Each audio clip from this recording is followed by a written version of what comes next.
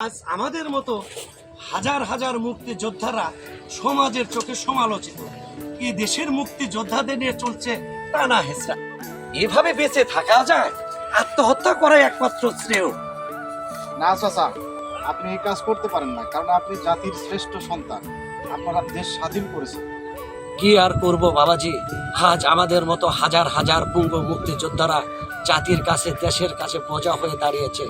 এমন অবস্থা শুরু করেছে যেন সারা দেশের মুক্তিযোদ্ধাদের গলা টিপে হত্যা করবে।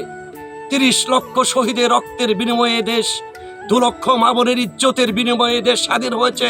লাশের পাশে দাঁড়িয়েও যুদ্ধ করেছি এই দেশের জন্য, এই মাতৃভূমির জন্য। আজ আমরা তোমাদের কাছে অবহেলিত, তাই আর তোমাদের কাঁধে বোঝা হয়ে থাকতে চাই না। আত্মহত্যা করাই একমাত্র সমাধান।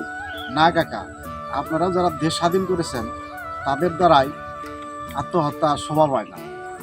আলোচনার মাধ্যমে কি কোঠা আন্দোলনের কথা জানানো যেত না? মানববন্ধনের মাধ্যমে কি দেশকে জাতিকে জানানো যেত না? তোমরা এমন অবস্থা শুরু করছিলে যেন আরেকটি যুদ্ধের ডাক পড়ল।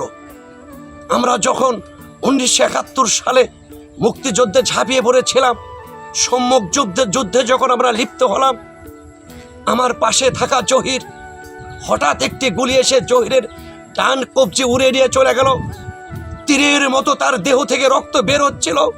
তখনও জহির বলতেছিল, যুদ্ধ চালিয়ে যাও, জীবনের শেষ রক্তবিন্দু দিয়ে হলেও এই দেশকে স্বাধীন করতে হবে। এ দেশের মুক্তিযোদ্ধারা এটাই তোমাদের কাছে পাওনা ছিল।